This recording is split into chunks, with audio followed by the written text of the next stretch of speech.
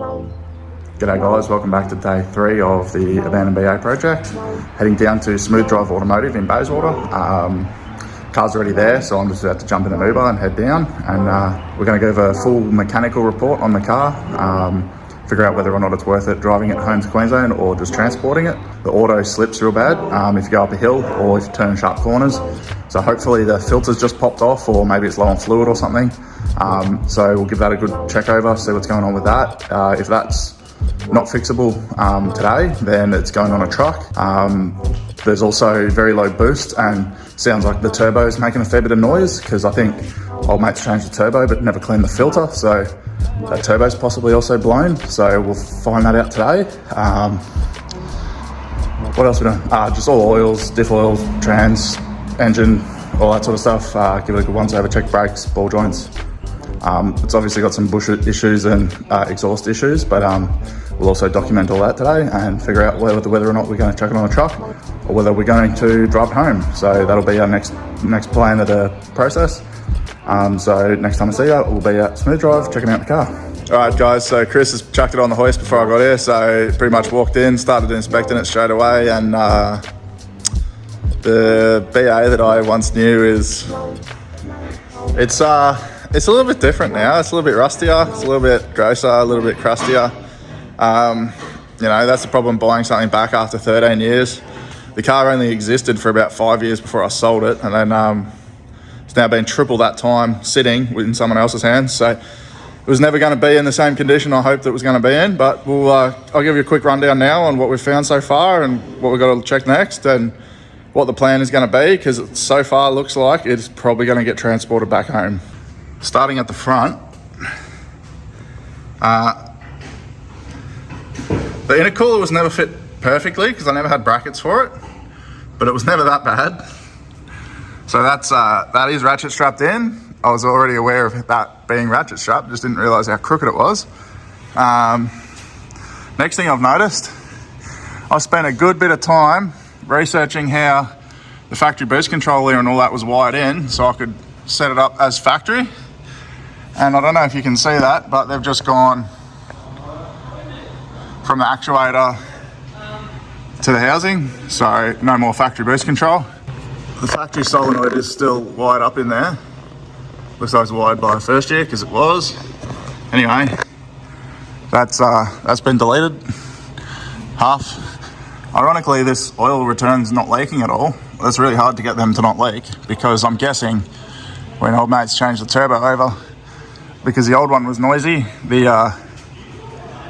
oil filter up top never got checked, and it's actually blocked, so it's possibly only not leaking because there's no oil going through the turbo, because the new one that's fitted is currently also noisy after about a week.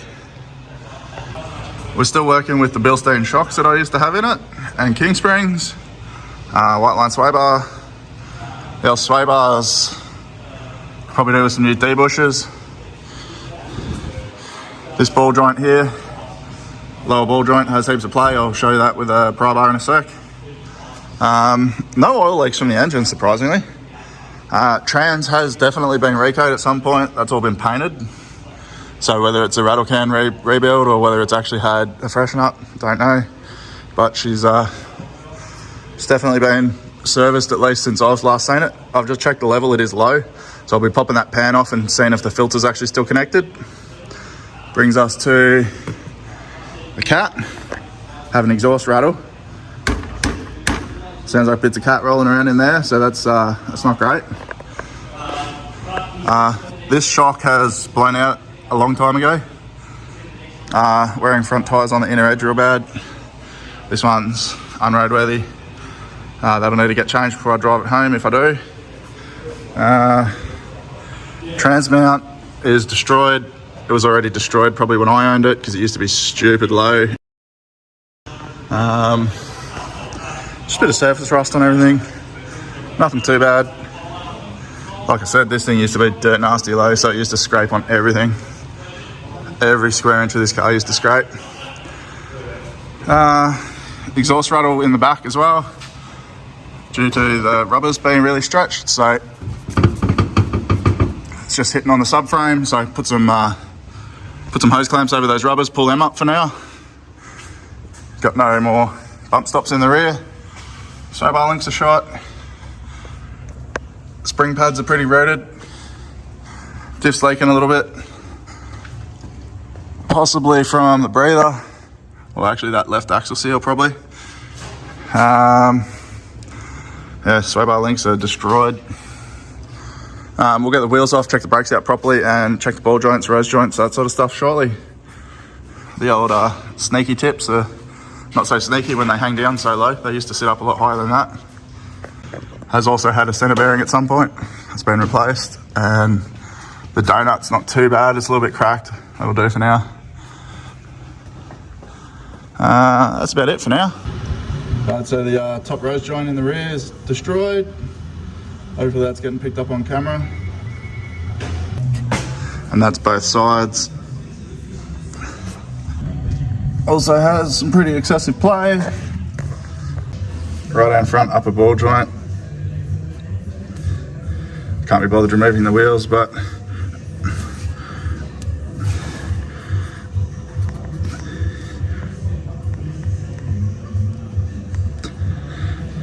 plenty of play there anyway, so no need to remove the wheel to check that one. Left hand front, upper ball joint.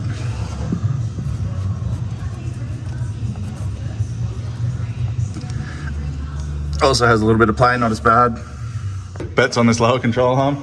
Fucked. Yeah, really. Substantial. This one just has a little bit. Just trying to get this dog to focus properly right there.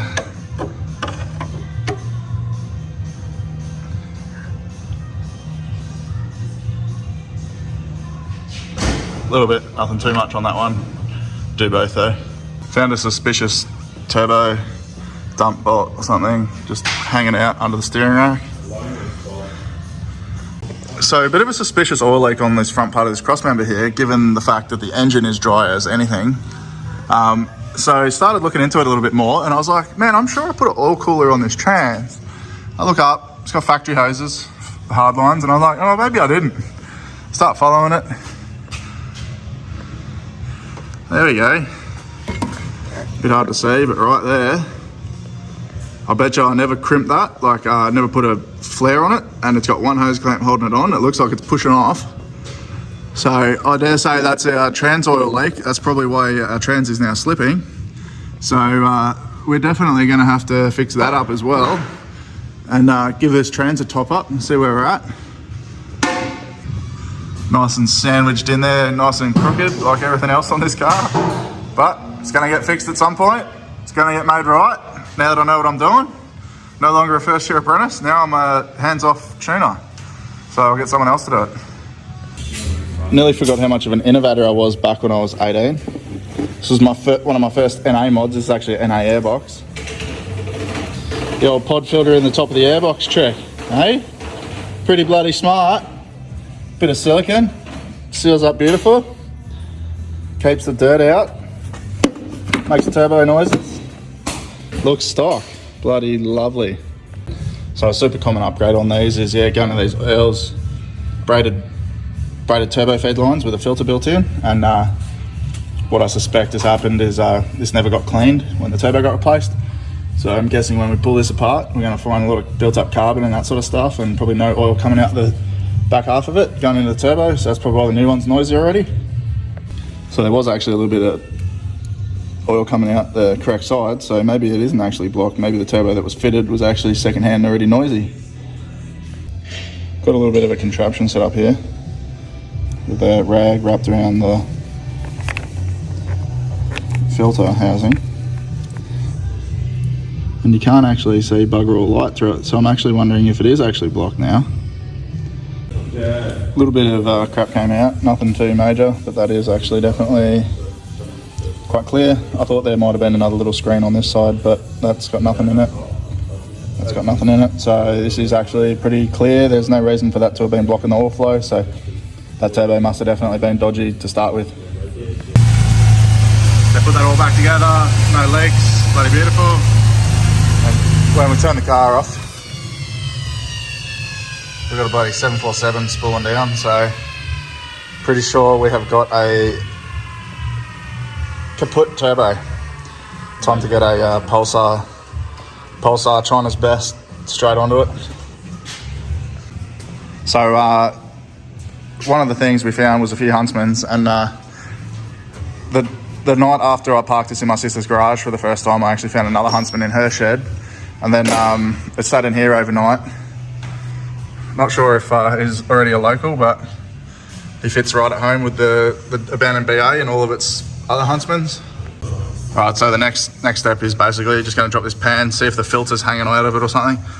It is only about a litre low just on first inspection, so that doesn't explain why it's losing drive. So pop this pan off, see if the filter's hanging out of it or something, see if it's not able to suction the oil up into the pump. So we'll figure out what's going on there. If there's no faults found under that, we'll probably pretty much have our answer as to whether or not we're driving it home.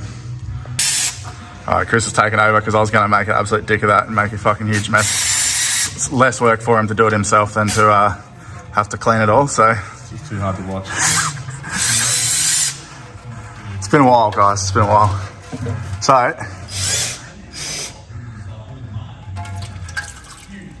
that filter is definitely firmly attached, so. That's a shame. Very frothy in there, eh? So you got some bits. Magnet doesn't look too bad. It's actually not bad. It's quite clean in there. A little bit of trans life in there. Yeah.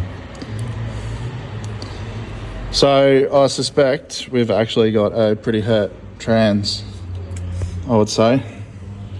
I would dare say that given how that's directly below the filter, it's where it's just been dumping all the crud getting picked up by the pump and then just dumping it back out when the car shuts off. So I don't think we're going to go any further than this now. Probably just top it up enough so it drives again. And so yeah, there we have it, guys. So the filter and all that was connected. So trans looking like it is actually pretty hurt. So I don't think I'm going to be driving it home all the way, 2,000 Ks. I'll get 500 Ks up the road, it'll bloody kill itself, and turbo will probably seize because that's also running dry with the bearing, or the bearing's, worn out in that. So basically just pulling the pin here, just going to top the fluid back up, make sure it does drive a little bit. And I think we're going to send it the rest of the way on the truck. So it's pretty obvious now that leak is definitely leaking, because now that the trans has trans fluid in it, that leak can now leak. Technical science. So yeah, look at how far that's already moved just from the hose. So good luck trying to get something on to tighten that. It's probably going to fucking flick off while I'm driving, but I might add a couple more hose clamps to it and see what happens. So I just spent 10 minutes battling trying to get onto that hose clamp with the fans in, and as usual, it's just so much easier to do it the right way. Anyway, both fan lower brackets broken, still attached to the radiator. They've been broken for a while, so actually made my life easier to get that out. So we just double up on hose clamps here, I think, and hope for the best. No longer leaking, gave it a quick degrease, gave it a little quick one. It's going to get a proper gurney, pressure wash, all that sort of stuff if the motor ever comes out, so not too fussed at the moment for now. It's not dripping oil, so I don't really care. Righto guys, so there we have it. So basically made the call, not going to drive it. Just needs a couple of ball joints, tyres, that sort of stuff. It just doesn't make sense to do all that down here. I don't have the time, space, tools. I mean, I've got access to this, like businesses and stuff like that during work hours, but then I've got to take annual leave to get down here, so just not going to happen. So basically, yeah, just going to pull the pin there, transport it home, and fix it up when I get home. Hey, thanks heaps to Chris at Smooth Drive Automotive. Link will be in the description for letting me come out, give the car a full once over on his hoist. Fun fact for you, Chris actually used to be my boss about, 12 years ago. Actually signed me off as a qualified mechanic, so did my apprenticeship, last parts of my apprenticeship here, so he actually signed me off pretty early, so that was pretty good. So anyway, so thanks for watching, liking, subscribing, all that sort of stuff. Next video will probably be taking the GT out of the drag September 2nd. So thanks for watching, all that sort of good stuff. I will catch you on the next video.